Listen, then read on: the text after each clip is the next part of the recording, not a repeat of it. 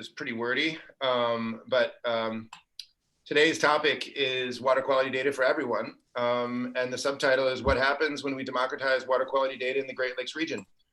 So while we're still waiting for people to come in, I will just do a quick introduction on myself. I'm the least important person on this call.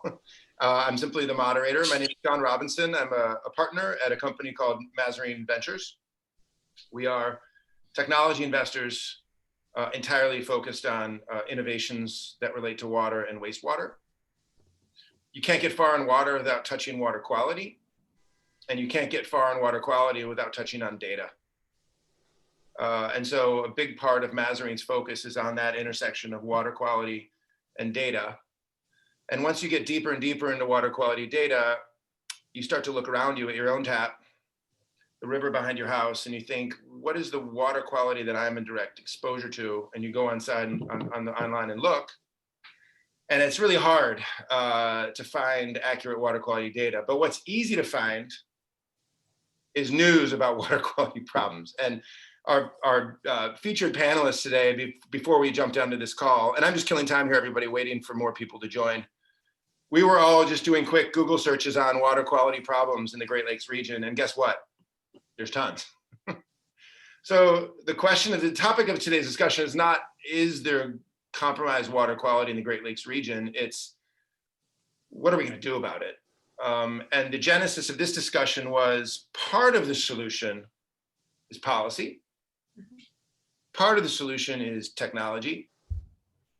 Part of the solution is people, which means citizens, which means citizen science. So for the next 55 minutes, we're going to really get into the weeds on what do we do about this water quality problem in abundance. I mean, there's tons of water in the Great Lakes, but if it's compromised, what's the point? So now that everyone's seemingly joined, again, John Robinson from Mazarine Ventures, we're the hosts of today's discussion. Our co-host is the Great Lakes Observation System. Tim Kearns, do you want to provide a quick overview on yourself and GLOS? Yeah, sure. Well, welcome everyone. It's great to have you as part of this discussion today. My name is Tim Kearns, and I'm with the Great Lakes Observing System, as John said, and we're very pleased and honored to be a co-host of this discussion.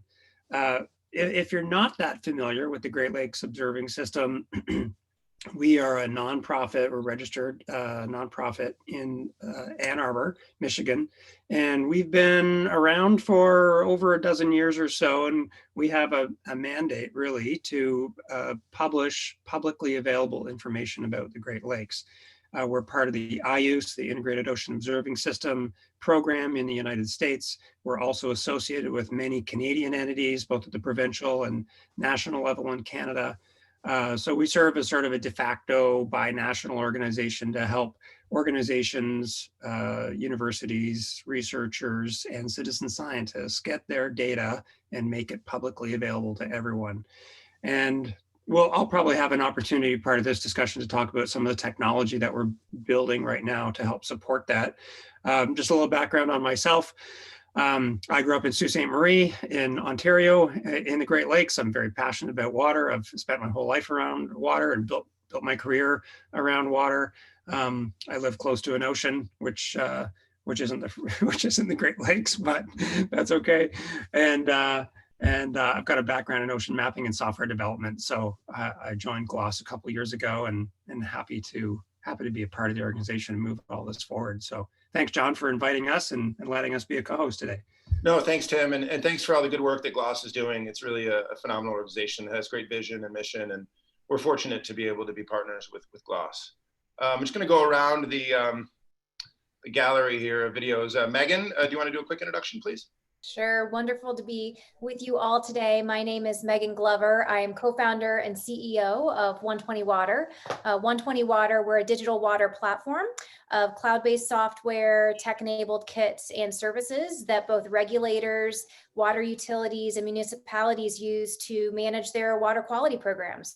So solutions for anything from infrastructure programs, lead reduction programs in the distribution system, all the way to compliance-driven programs, lead in schools, and LCR compliance. So I have a lot of in the trenches experience helping utilities set up these first-time programs. A lot of them are first-time programs, and excited to share some of those today. And a little bit of personal background: born and raised Hoosier, Northern Indiana, so Lake Michigan, near and dear to my family's history.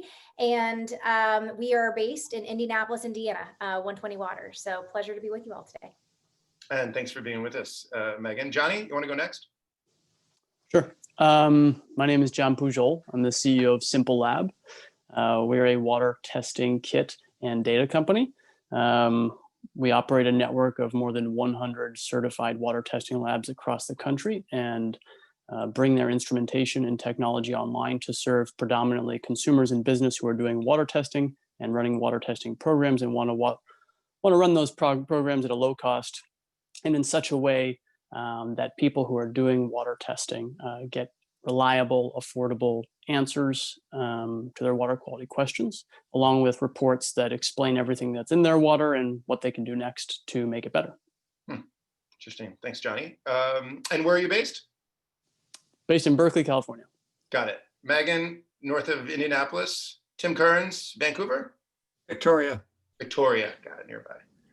Dal, you're up. Hi, everyone. I'm Dal Avant. I am the founder and CEO of Aquagenuity, where water meets ingenuity. We are the Google search for water quality. We make it easy for consumers to understand what's in their water, eventually in real time, but from any smart device and apps that consumers already use every day. We are a SoftBank portfolio company. We have additional backing and funding from Google and Amazon. They're really excited about our mission to bring all of this great data that you guys are helping to collect, bring it forward to consumers and kind of bridge that gap. You know, water is that shared resource between consumers, corporations, and cities, and that golden triangle. So we want to bring transparency, hashtag data to the people, and make it really easy for the average consumer to understand what's in their water in real time, even if they don't have a degree in chemistry or environmental engineering. We also want to cross and bridge that gap for folks who maybe can't afford kind of test kits and things like that by making what we call the future of water, real-time water quality monitoring or water quality forecasts possible for a geographic area. And obviously that's a huge data initiative. So we lean on partnerships like the one we have with Johnny over there at SimpleLab. And we love the work that folks are doing at 120 and some of the nonprofits. We're technology agnostic, so we pull all that data in and just make it really easy for the average consumer to access. So that's what we do at Aquagenuity. I love it. Thanks, Dal. And you're based in Atlanta, right? We are based in Atlanta. We also have a team and an office in Seattle, Washington. Got it. Last but certainly not least, Tim. Thanks, John. Good to meet you all as well. So I'm Tim Mail. I'm the Executive Director of the Environmental Policy Innovation Center. And the mission of our group is really to make impatience into a virtue. We focus on policy ideas that will make progress, whatever the issue is, progress happen a lot faster. So that's what we focus on is the speed of action and how you can use regulations, policy, language, better, more run bureaucracies to make things go faster. We have a major program in water infrastructure, but the specific thing that I'll mention now is we're running a competition through December 1st to get anyone, students, tech companies, utilities, nonprofits, to submit ideas on how utility water reports could look dramatically different in terms of reaching a consumer. And that competition is at www.waterdataprize.com. Thanks, John. Yeah, thanks, Tim. So those are our featured participants. And so the next 45 minutes is really a repartee discussion. There really isn't an agenda, which makes this somehow refreshing for everybody out there to just follow our conversation. You're kind of eavesdropping in on our discussion here. And so the next sort of few minutes, thank you for your introductions, everyone. But in layman's terms, break it down for us. What does your organization or company really do? Who are you creating benefit for? I'm going to come back to you, Megan. Like, who's your company? Who pays you for this service? In lay terms, what value are you creating? Yeah, I think we've all maybe heard bad data in, bad data out, and historically, government agencies and water systems are not great stewards of data. And so, in layman's terms, what do?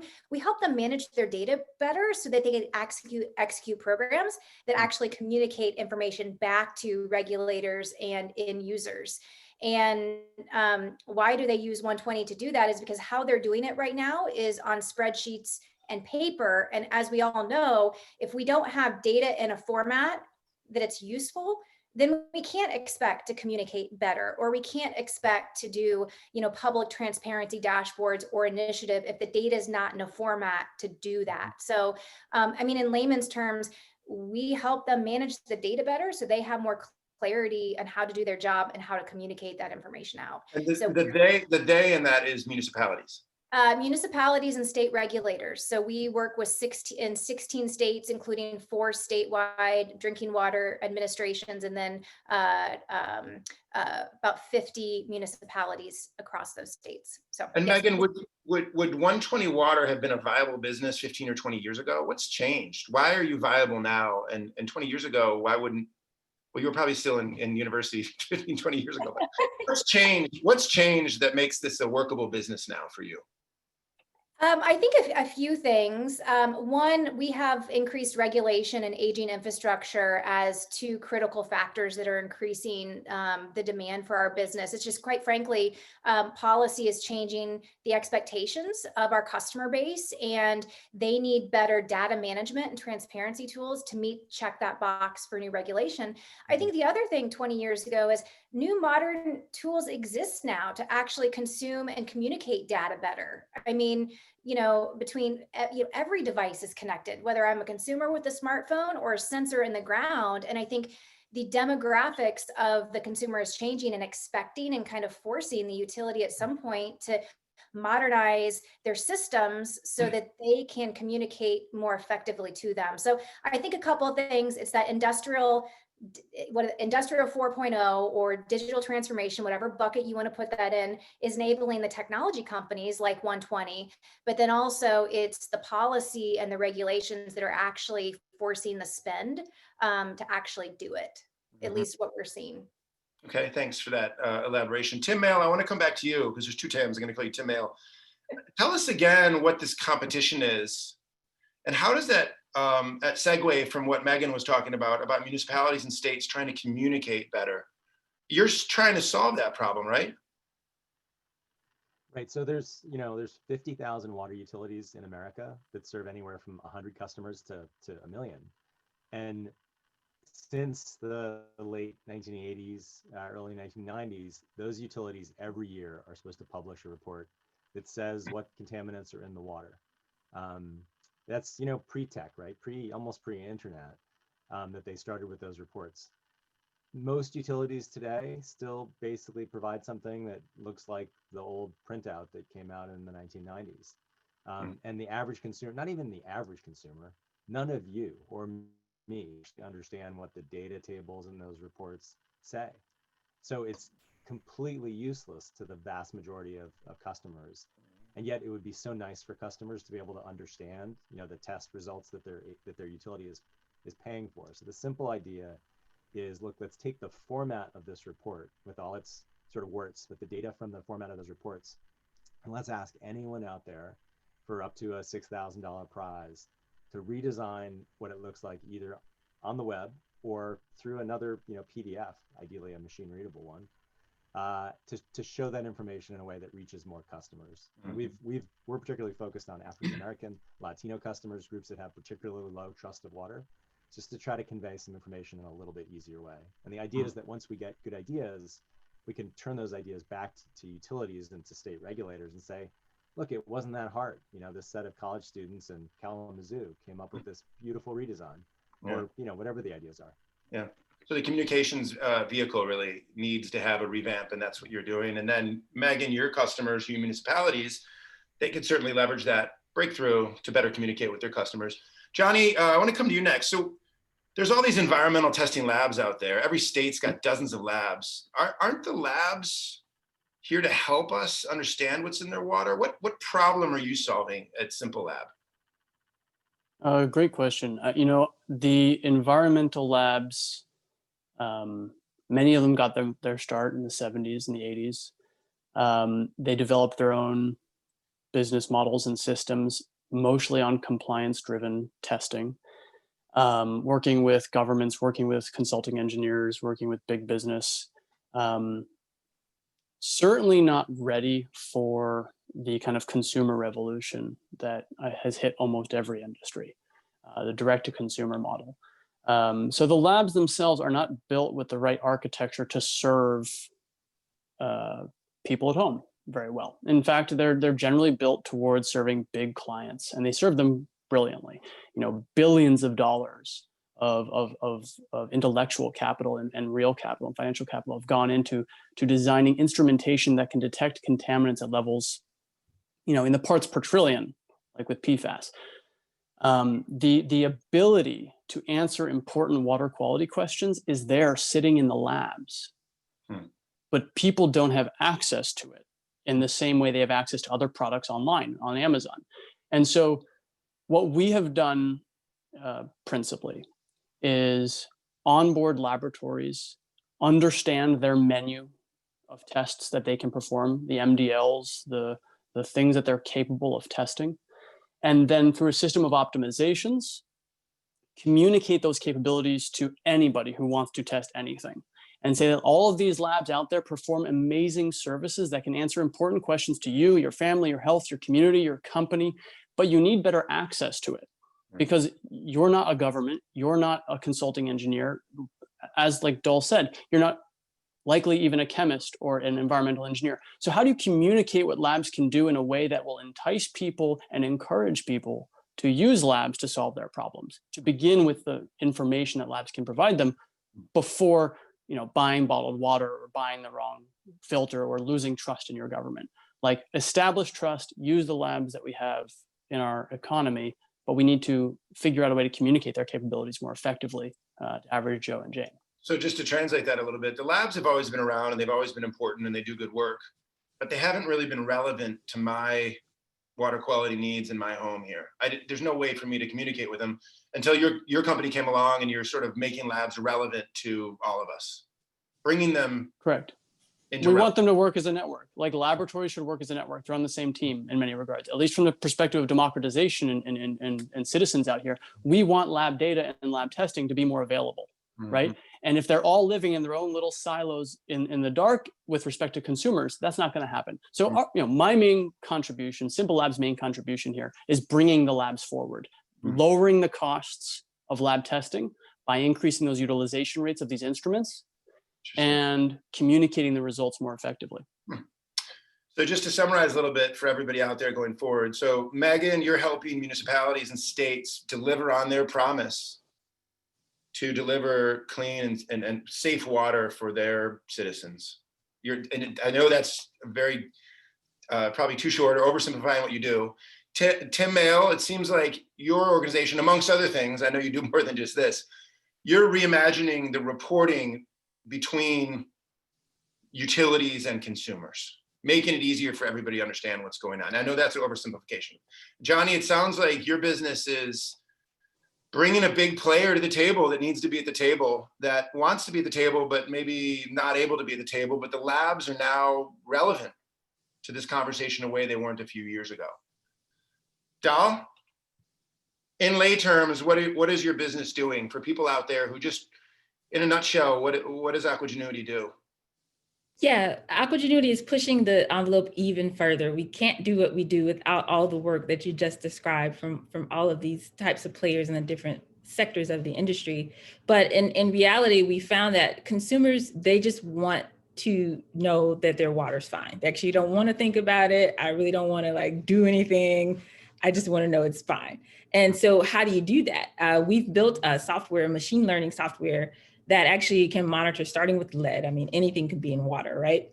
But starting with lead, could use, you know, a lot of geospecific data and monitor lead levels and report them in real time without you having to necessarily install a sensor or manually test, right? Which obviously requires a lot of data points. Got to have a lot of hyperlocal tests and data coming in. And so it's super early stage, but our vision, as I said, the future of water is that consumers can have these notifications on apps they already use every day. So Zillow, I'm searching for a new home. I search traffic, crime, schools, walkability. Now I can search by water quality and get some sense of peace of mind. Hopefully our water's fine, but if it's not, I'm able to get a notification. The Weather Channel, these are partners that we're talking to, I'm looking at the local forecast and now I can see my local Aqua score, right? So making this much more kind of in the face of the everyday consumer, because what that does is that, number one, like I said, gives peace of mind.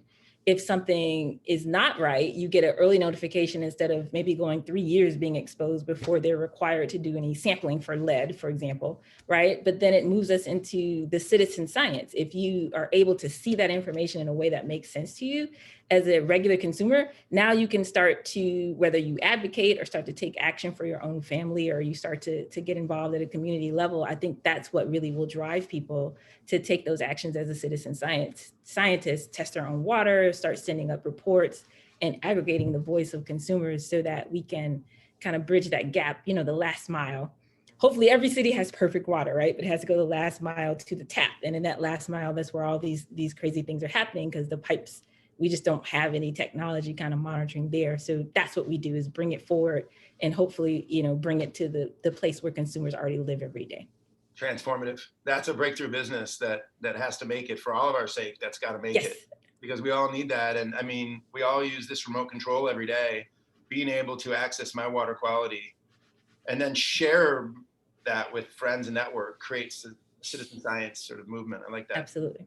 And Tim, tell us about the work at GLOS, about who do you exist for as a nonprofit? What's the mission?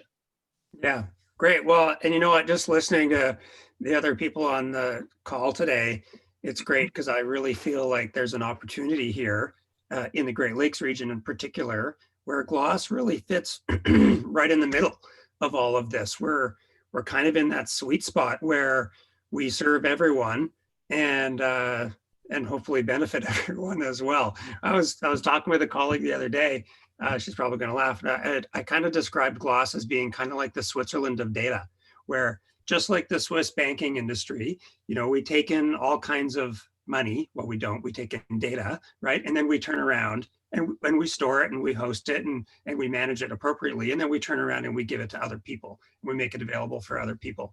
And I wish it was money, but it's data, and it's almost as valuable, if not more valuable than money.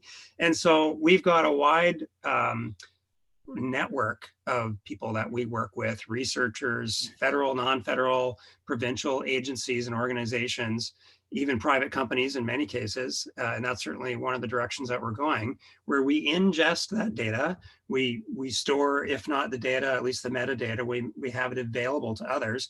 And then we have hundreds of thousands of users around the Great Lakes that love GLOS, because we provide information in a super easy format for them to understand. They want to know what the wave height is at this particular location on Lake Michigan. Boom, they come to GLOS, they find out, they go back and they go boating or whatever it is they're going to do. It's the same with water quality data. People are already familiar with GLOS and the technology that we have. If they want to know whether a beach is safe to swim at, or whether the water is safe to drink in this area, they should just be able to access that super easy on either smartphone or mobile or web apps or whatever means, or like Dahl was saying, through notifications into other platforms that they already use in their day-to-day. And I think that's where we've just recently embarked on a program. We launched something called the Smart Great Lakes Initiative in 2019 as part of our 5-year strategic plan. And Smart Great Lakes is aiming to bring together citizen scientists, policymakers, government agencies, research institutes, and academia all together in an ecosystem, an information ecosystem, so that people are aware of what's happening around the Great Lakes. And that's fine from an abstract level, but from a practical level, we also recognized we needed to build a technology platform to support all that. So that's what we're doing right now.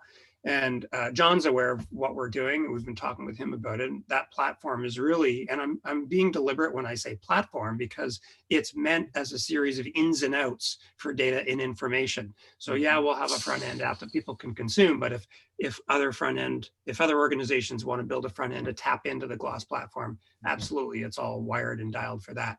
But if people want to contribute data to GLOS, then it's also super easy to do that as well through our APIs. So that's the topic of the next 30 minutes is if people want to contribute. So I'm going to get to that in a second, Tim. Yeah. You're a receiver of, if people want to play a part in all this, your organization can receive that data and do something with it. Am I understanding that correctly? 100%. Okay, got it. Whether it's from Megan's company or Citizen Science who bought a water quality kit off Amazon, they should be able to get that content into GLOS super easy. And that's not to detract from other private companies that have their own hosting systems for data. It's just another source of super easy to access information. The entrepreneurship going on and the energy going on right now is solid. I'm so excited about each one of your different things. Megan helping utilities and states deliver on their mission. Tim Mayo getting that messaging into the 21st century. Johnny making the labs relevant. Dal, Main Street, people walking around with their cell phones need to know what's going on.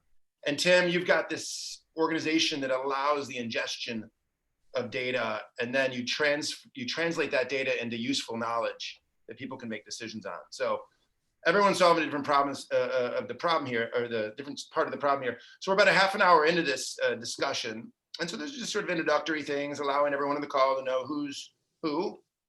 And for anybody out there who's listening, you can see why we wanted to invite these 5 individuals, because each of them has sort of some sort of ability to bring us all forward.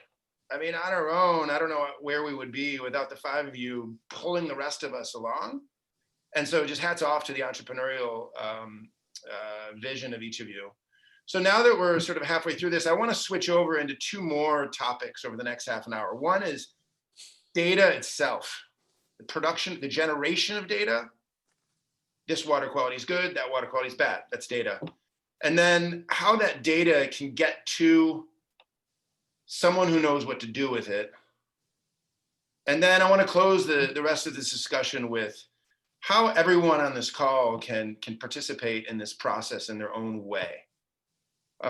Johnny, I wanted to come back to you and just kind of frame this a little bit for everyone in the audience here. So isn't water quality data really well organized by the government?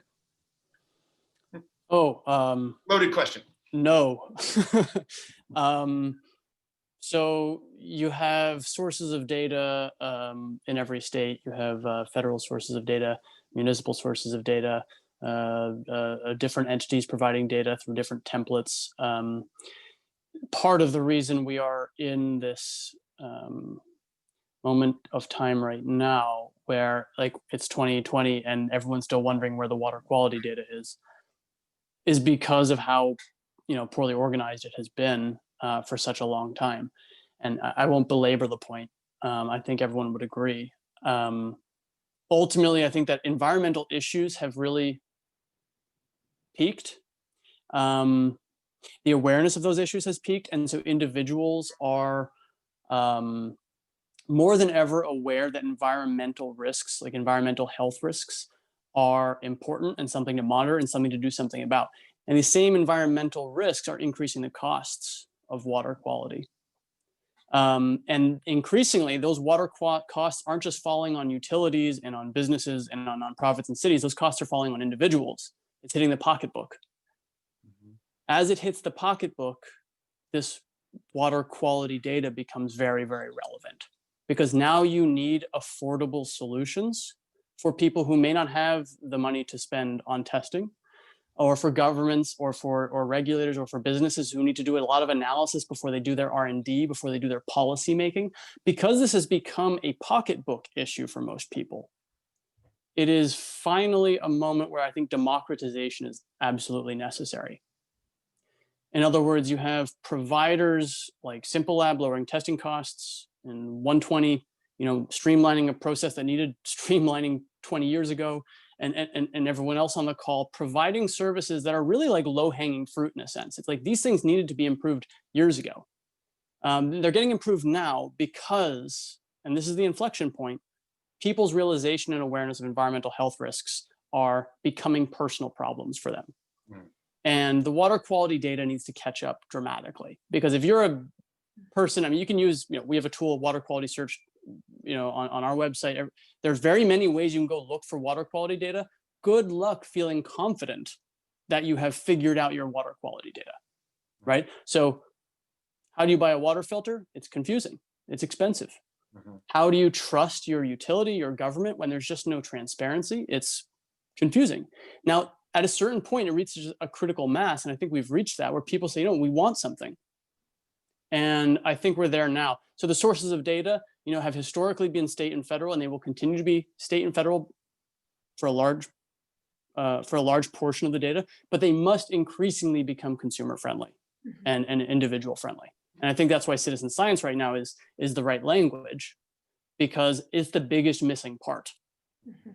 Anyway. No, that's an excellent point. I wanted to switch down to Tim Mail at the Environmental Policy Innovation Institute. So EPIC is informing policy. And when it comes to water quality, what data have you traditionally used? And what are the needs going forward for EPIC to inform innovative policy? Yeah, thanks for that question, John.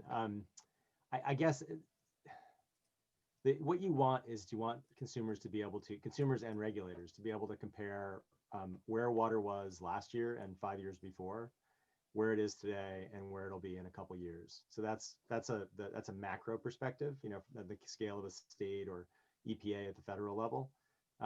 We just don't have data aggregated, and all of you, many of you, are putting together that aggregation in various forms right now, but it doesn't exist in government to be able to look at those kinds of trends and trajectories. That's, I think, the most crucial data when it comes to the policy work that we do, to figure out, are things getting better or are they getting worse? And I think in general they're getting better, but I think people feel like they're getting worse, which is a bit of an irony. It would be like if we were trying to predict the weather with just 50,000 data points in cities across America collected once a year. The weather wouldn't be very useful, right? But it's entirely conceivable. It's very possible to put together all the data that exists into an aggregated system that shows, it's feeding off of daily samples taken through test kits that any of you folks are selling, or hundreds of other parties are selling and collecting data. We're not there yet, but we could be. Like, the steps to get there, from my perspective in a policy context, are just so easy. And you just, from a policy perspective, just like, are we on the right track or are we on the wrong track? And if we're on the wrong track, how do we fix it? That's the kind of data that's really useful to bring this into a policy context. And your competition, Tim, is when is it going to be announced, the winner, and then the new report? And is there your website? Yeah, we'll announce it in January. The announcements that we'll put out the prizes in January. What can we expect to see? The winning report will be aesthetically easy to read and has all the right information. What can we expect for that report?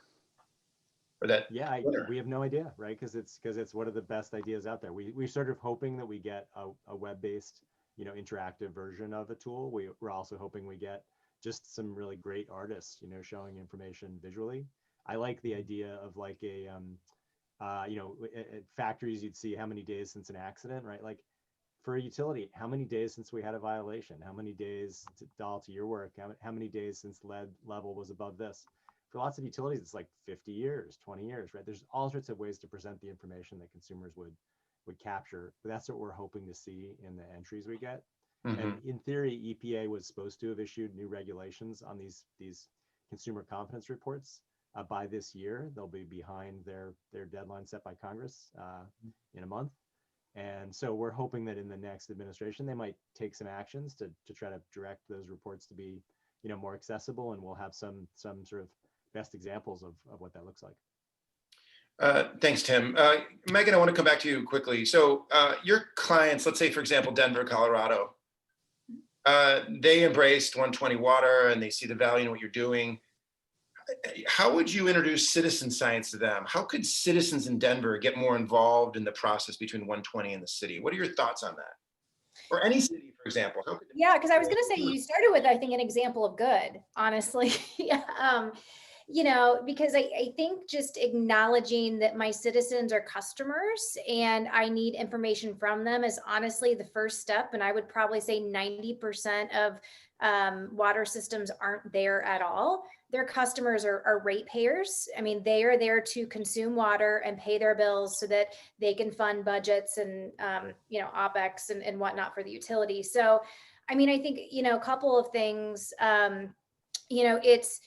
it's again, I think it starts as knowing the value of a customer. What is the value of a customer for you? And I firmly believe, and I've said this, is if we want our customers to pay more for water, we have to show them how much more valuable we are as a sector and as an industry. So what I think, Denver does well and how they would interact with 120 is a lot more public transparency. Again, if you look at the Pittsburghs, the Denvers, they are now having whole microsites around, hey, here are where my lead pipes are. Here's our program to get them out of the ground. Here's how my schools are testing. Like, they are being more proactive about that information and, and therefore kind of engaging the community to also help them. Like, if they know that they have a lead service line, hey, report it, right? We want the feedback just as much as we're going to plan to go dig up and validate that. So long-winded answer to say, I think it has to be a bi-directional top-down, like literally business model shift, that we are going to be customer-centric, right? We are going to understand that we need to communicate with our customer differently.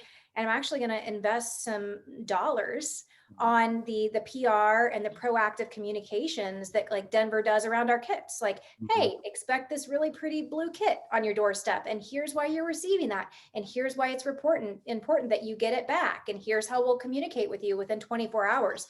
So it's all about valuing the customer, communicate often, right? So just high level traits that I've seen for the successful examples of good. Yeah, that's helpful. That insight is helpful. Dal, what about in Aquagenuity?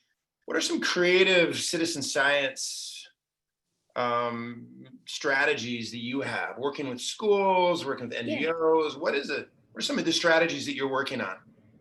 Yeah, one of the things that we did, we were very intentional about positioning our brand as a tool, right? Whether it's for corporations or cities or whatever the case may be, and kind of removing the politics out of water, which is difficult to do, right? But I always say water is not a political issue, it's a human issue, right? When you focus on the fact that lifespans are being shortened by as much as 15 years, especially in Black and brown communities, low income communities, due to, water pollution and air pollution as well. That's crazy. And humans should just not be the sensors that are alerting us to water quality problems, right? So when you remove, we're not pointing blame, we're not saying you guys are at fault and this person did that. You're just looking at data. It's data, right? It's numbers. And okay, this number is low, we want to raise it. How do we increase it in this area? How do we improve, the water or the water quality in a certain area of the city?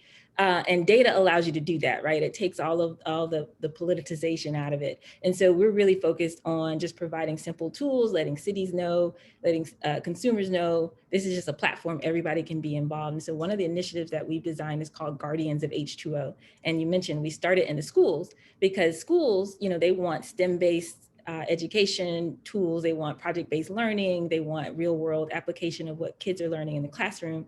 And so we found that school districts across the country are super excited, like, hey, let's get in here and test our water, little test strips that we have, and they work with our web app, and kids are learning data science and math and all of this fun stuff. But also, that gets them involved and gets them thinking about being a part of the solution. United Nations, obviously, they have all the SDG goals, obviously clean water is number 6, but target 6B specifically talks about how do you engage communities to become kind of these stewards and being actively involved in monitoring water quality, wastewater and such in their local community. I really feel like as a 21st century citizen, we all have our little smart devices, as you were talking about. And also, we should all be monitoring our own environment in real time. If we've learned nothing else from the pandemic, we've learned that you can't necessarily trust the government to give you kind of real-time information about environmental threats to your health, right? So being able to move that forward and to start to give people really simple tools and ways to get involved and be stewards of their own health and their own environment, that's really what we're about. I like that vision. Thanks, Dal.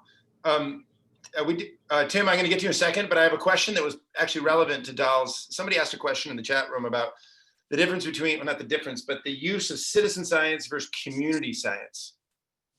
Anybody have an opinion about the difference between those two, or what your organization plans to use going forward? Citizen science or community science? Everyone had an opinion? Yeah, I'll chime in quickly to say, I think what we're doing right here is an example of community science, right? Different organizations, nonprofit, for-profit, governmental, and other entities coming together, all these data sets, right? Don't have them siloed. How do we bring that all together in a way that's beneficial to everyone? To me, that's what community science looks like. And then citizen science is that next layer where individuals, again, you don't have to be a 20-year veteran of the water industry or an environmental engineer or something. Like, you just as an individual can go out, the same way we have weather stations all over the place. We talked about the weather example earlier. We have data from everywhere. That's how our weather forecasts are so accurate, from the commercial planes and buoys in the ocean and weather stations all over. We can do the same thing for water quality. And if we empower regular citizens to feel like they can participate in that, I think that's what citizen science looks like. Good vision. Tim, question for you. You're different than everyone else here because they're mostly focused on drinking water coming out of taps. It's regulated. But your Great Lakes observation system, you're focused on surface water quality. Elaborate a little bit about how your world is different than tap water and drinking water. Well, it all ends up in the taps, right? So we have a vested interest in making sure that we're measuring the quality of water in the Great Lakes accurately, so that we can better inform the water treatment utilities and allow them to make reactive decisions or predictive decisions that will impact the water quality of their customers. Mm-hmm. And so, I'm all for, especially being able to correlate things that are happening in the lakes versus what's coming out of people's taps.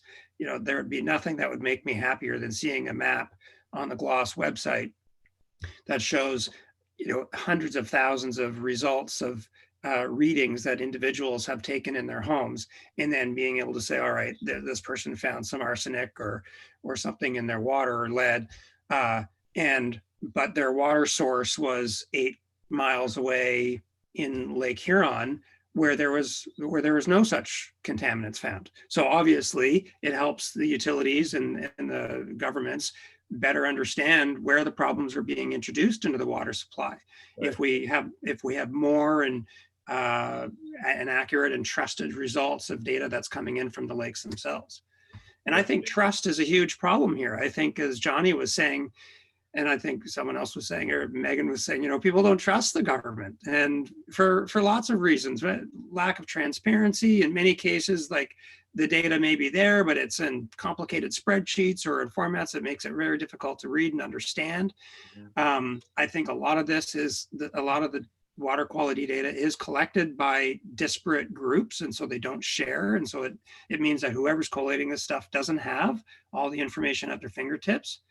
And I just think there's a real opportunity here. You get it into a medium, you put it in the hands of people to collect it themselves, you put it in a medium where they can access it and share it, and it's fairly neutral, like I said earlier, and agnostic, and makes them develop that trust. They can see what their neighbors are doing as far as what kind of water quality they have. And there's actually a positive spin on this. It's not just looking for lead and arsenic. Imagine all those cases where the water's totally safe to drink. It's absolutely fine. And so people then don't need to go buy bottled water. I mean, number one reason people buy bottled water is because marketing has been very effective in convincing people that the water's not safe to drink, right?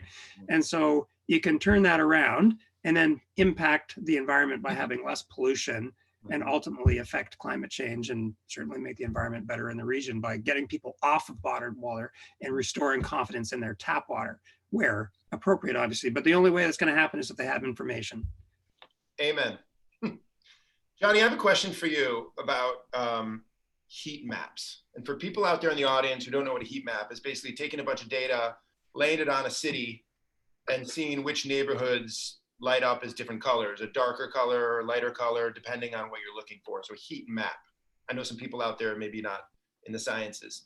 How close are we, Johnny, to a heat map of a city's water quality by block, neighborhood, region? I mean, a heat map seem like we could heat map an entire city and look at water quality, couldn't we? Or is it close? Or tough question. I think you could do it poorly already. The question is one of resolution, data quality, as folks have brought up so far already.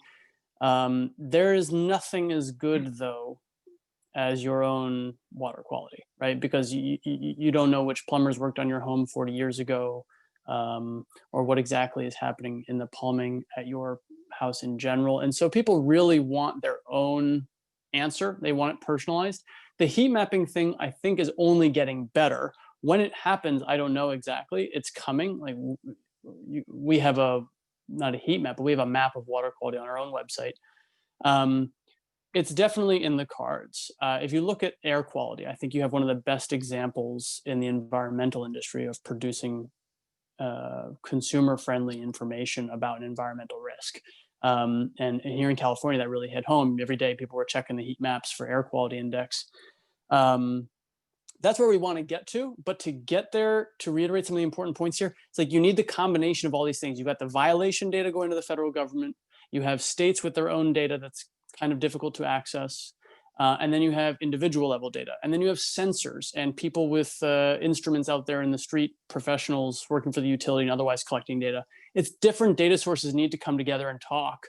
And we need platforms that will facilitate that connection. And then we can talk about heat mapping effectively. So you could go and do it today. We do it for fun. But like, is it accurate? No, not yet.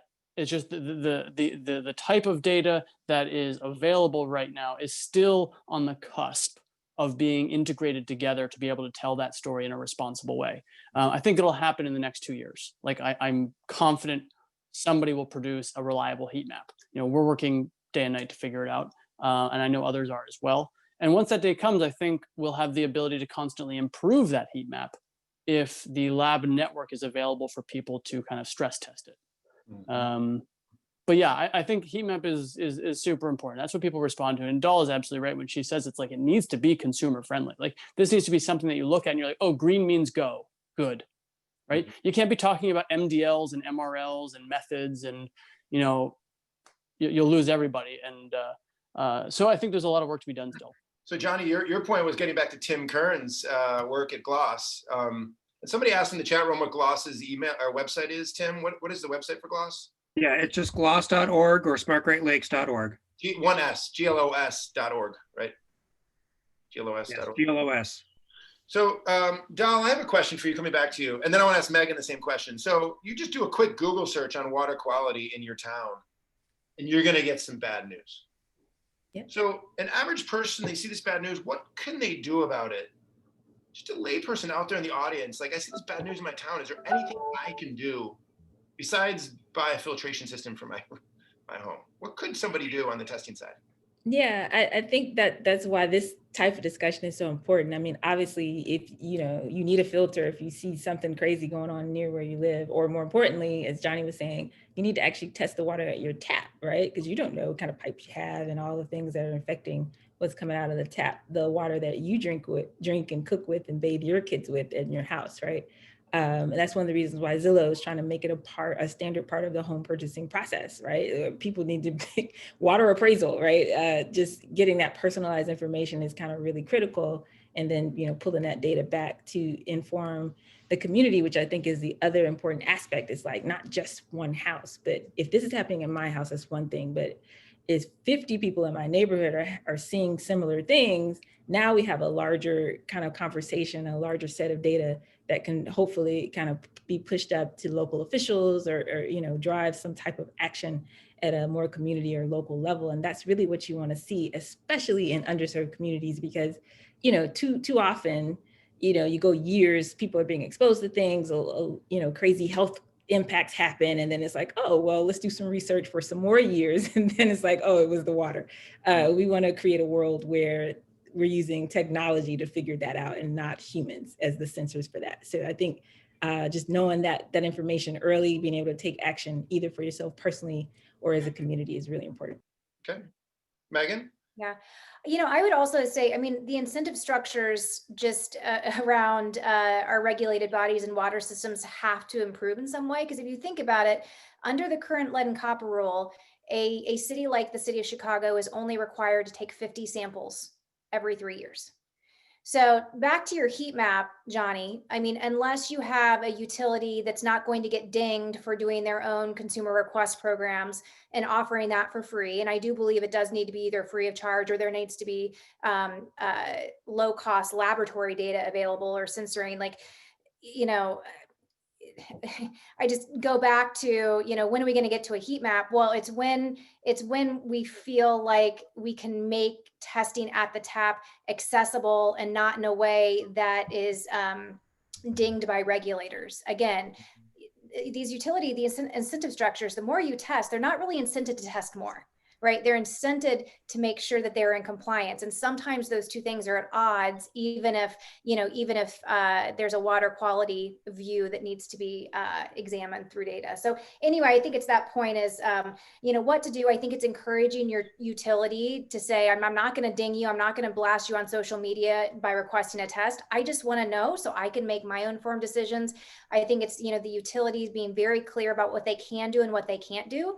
You know, I can maybe show you that you have lead in your plumbing, but I can't physically, you know, fix it for you. I may be able to put you on a payment program or whatnot. But, you know, I think it just all goes back to, and thank you, John, and for putting this conversation together. Let's just talk about it as a community and talk about holistically what needs to improve, because I think that's the first step. It's what all needs to improve here and how and who does that need to be communicated to. So we're asking the right questions and putting the right platform together within this community.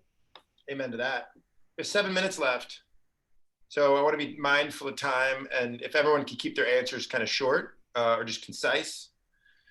Johnny, what, from your experience, what contaminants of concern continue to rise to the top of customers? What are they concerned? Lead, PFAS, arsenic? And just to answer, what is,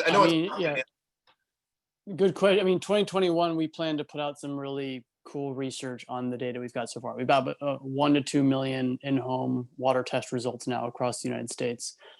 And, you know, for one thing, people are really good at identifying the aesthetic stuff, tastes, smells, colors. But if you know anything about water quality, you know that those aesthetics are not the end all be all of water quality health.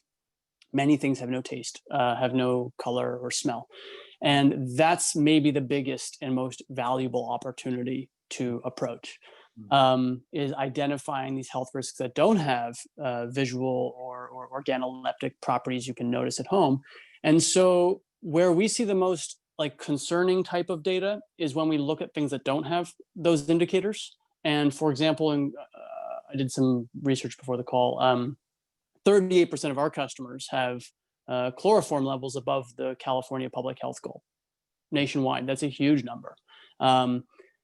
It should become a very important question for the industry as a whole, what to do about chlorination and chloramines.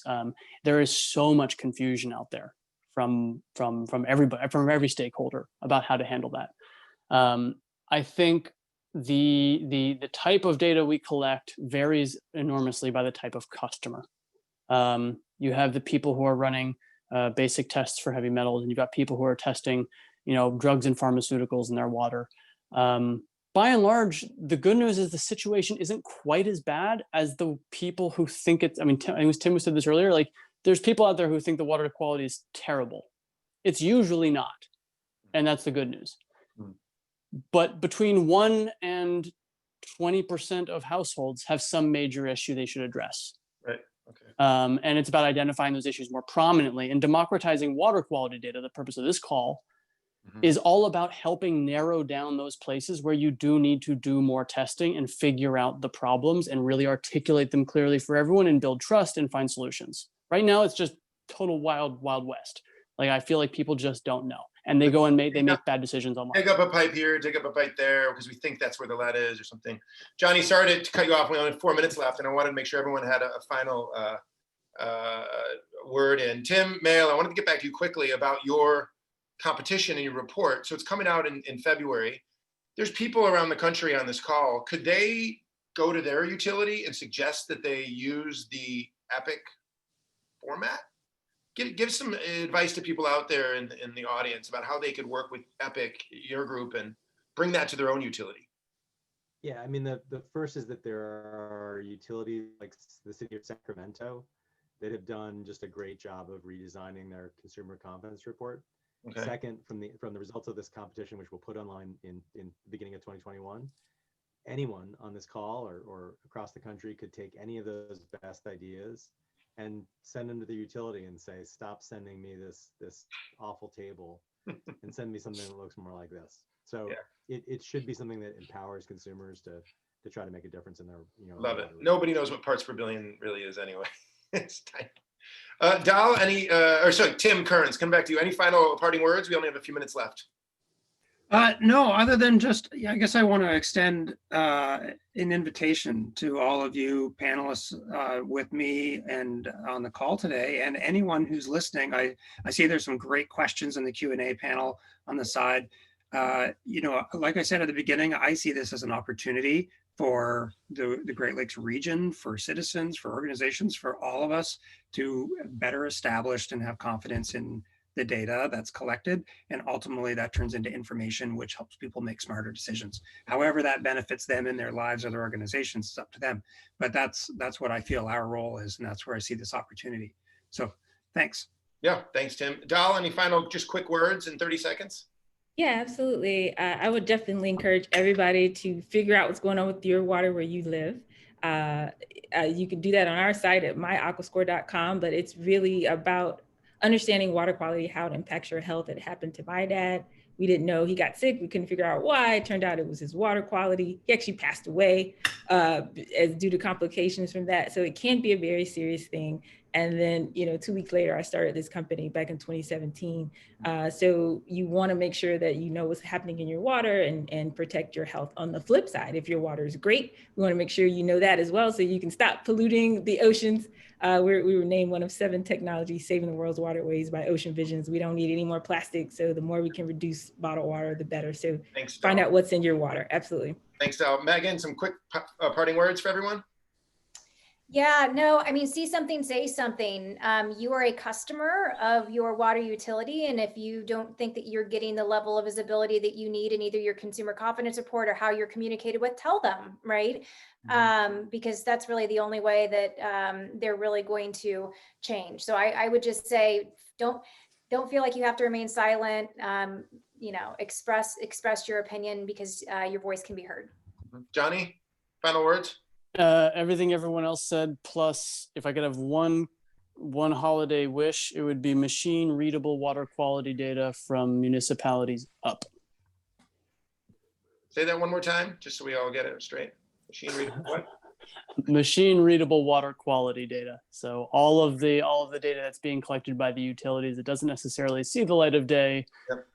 Would love to change that, but we need the data to be collected and distributed in a more machine readable format. Cool. Well, in an hour, it's hard to solve all these problems. And I think if anything else, this has just created more questions that we had maybe at the beginning of the hour. But the intent here was to catalyze a conversation amongst very entrepreneurial individuals, 3 founders of companies and 2 nonprofits. This is not the last one of these discussions we're going to do. And so please keep in touch with anybody on this. You can see all their names there and on the invite, and you can reach out to my LinkedIn. I'm sure they'd love to hear from you. If you have questions, reach anybody, you can reach out to me anytime. Thanks everyone for participating, and have a good rest of your day. Thank you. Thanks everyone. Absolutely. Thank you. Bye. Thank you. Thank you.